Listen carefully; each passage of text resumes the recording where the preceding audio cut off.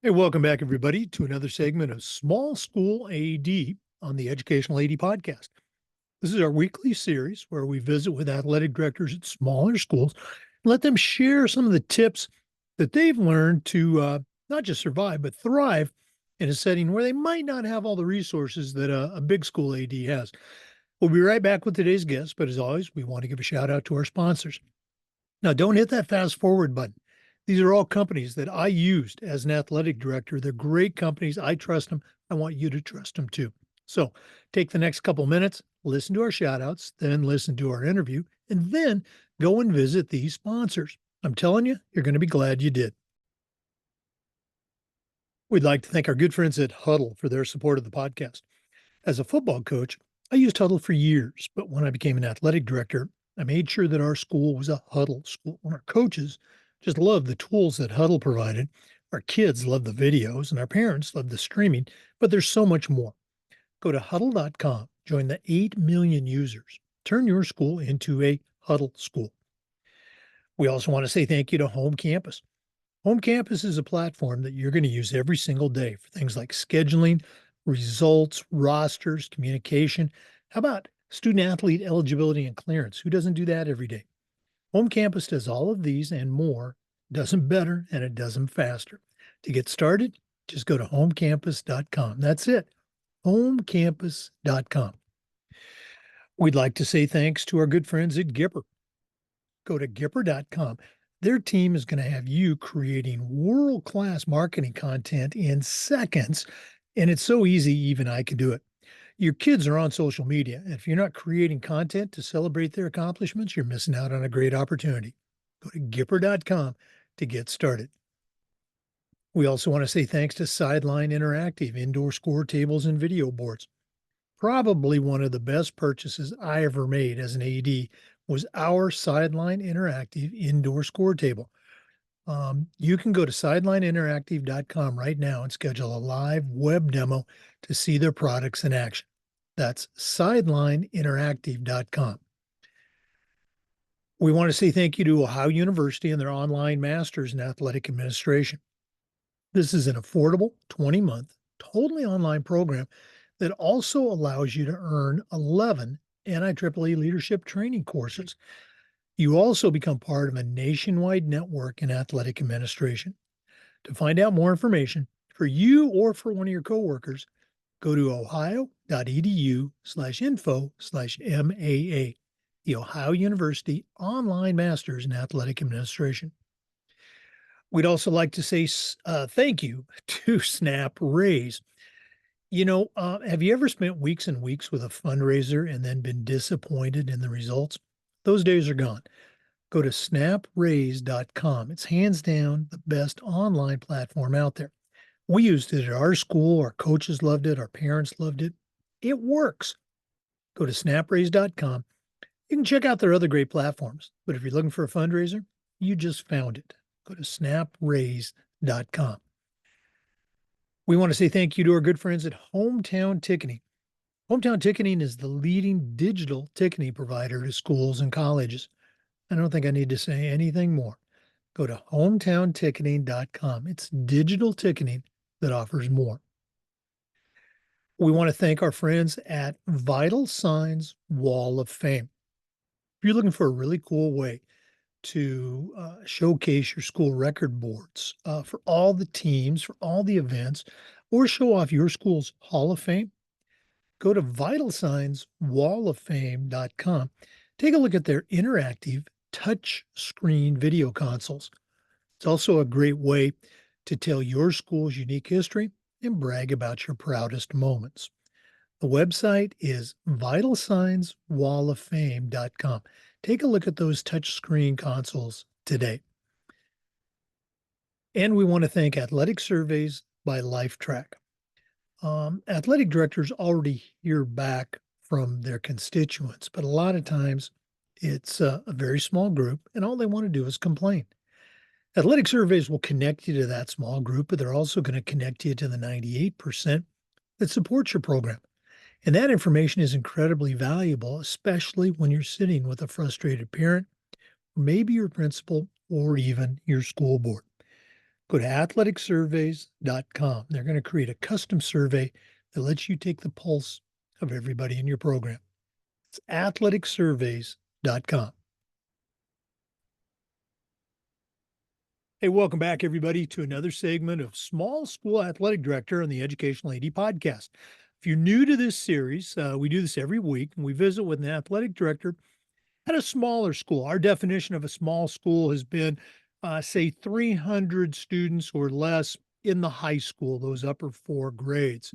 We always talk about ADs wearing a lot of hats. Small school ADs, sometimes they're wearing 100 different hats. And we've got a friend of the show. Our guest today is Tamika Newman.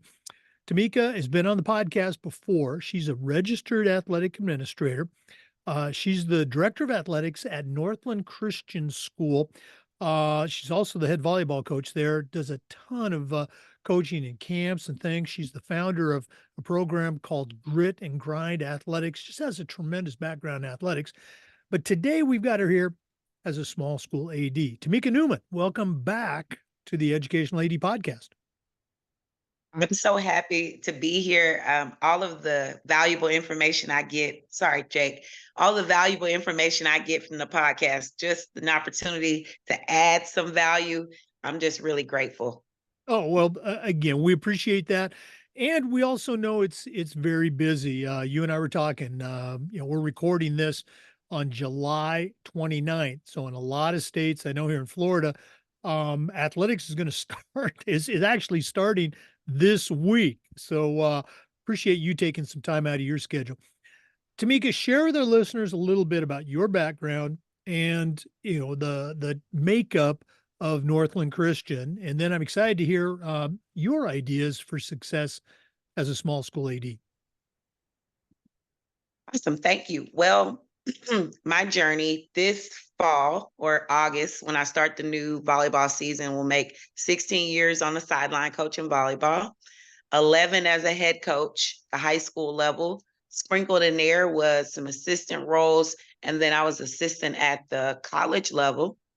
About 5 years ago, I took a break from coaching high school and formed Grit and Grind Athletics and wanted to give back to wanted to sort of solve some problems I saw in athletics, which was in coaches' professional development and mental skills for athletes. Formed that business and tried to ease my way back into coaching at a private school, Northland Christian, just as a part-time coach while I still built the business.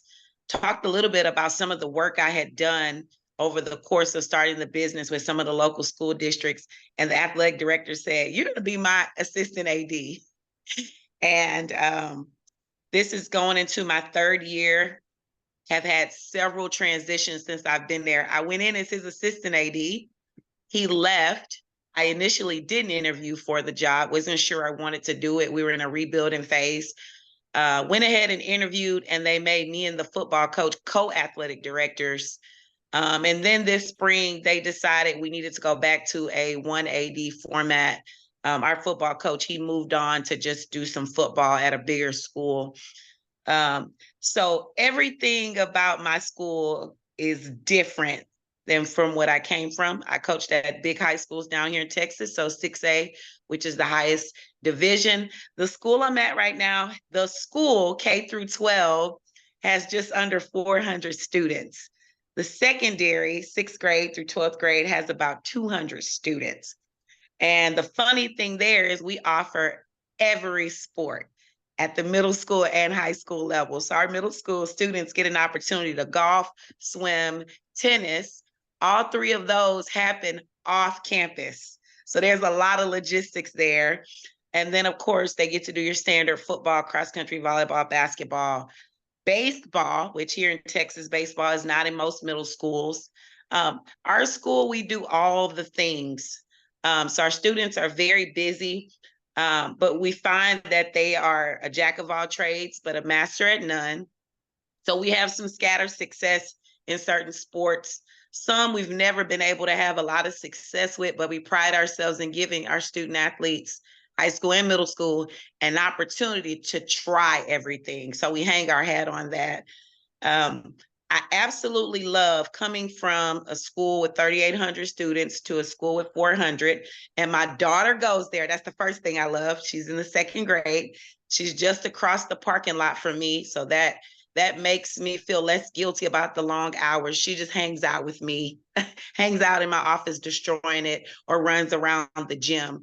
But I know almost every student's name because I'm at a small school. I build the program from the elementary all the way through the high school. So since I've been there, we've implemented, we already had soccer. It was really successful. We've added basketball and we've added a elementary volleyball league.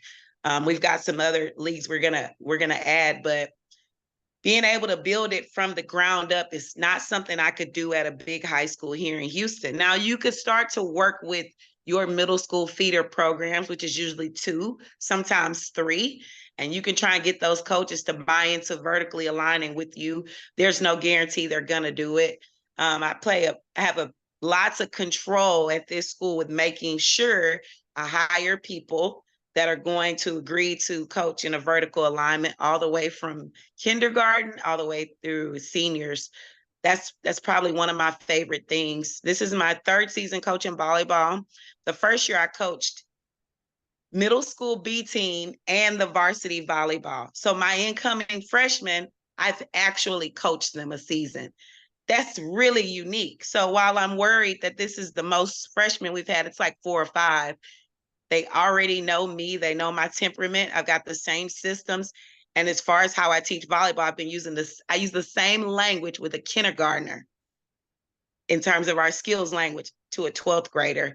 And that's one of those things you don't see the benefit of it for a couple of years.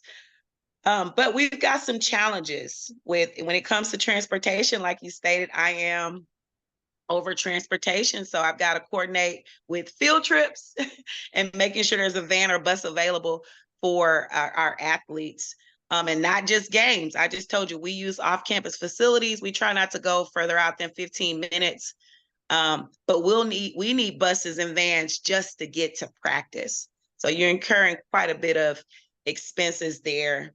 So those are just some of the things that stick out from coming from a big school to a very small school. You know, you talked about transportation, which I think a lot of schools, both big and small, grapple with. Um, how how does your school, and it's not a right, wrong, good or bad, but how does your school, I guess, fund that? Where do the dollars come from? Do they come out of an athletic budget? Is it an overall budget? How does it work for you at Northland Christian? Based on what I know, I don't see those line items for transportation in my budget. So overall, I think it goes under operations, transportation, facility maintenance, I believe goes under an operations budget. So I am familiar with places where they have to actually budget to use the bus or the vans. So we're a little bit fortunate in that way that we don't. Long as we're on this transportation topic, I was actually at a small school as an AD and the head football coach, where we relied on our parents for much of our transportation. They had SUVs, and we did background checks and driver checks. Check their driving record, et cetera. Made sure that they were insurable. Do you have any parent transportation for your events? We certainly do. If we run into a conflict and multiple teams need to go places, the smallest team's going to go over in cars. And either that student athletes drive, if it's very close, we'll let them drive, and their parents can, non-driving students, their parents can sign something to say they can ride with driving teenagers who drive, or they'll go over with the coaches, or we'll have some parent that's got a lot of time and she'll pile 6 up in her Suburban. So that's another thing that was very uncomfortable for me coming from a public school setting, the amount of parent involvement.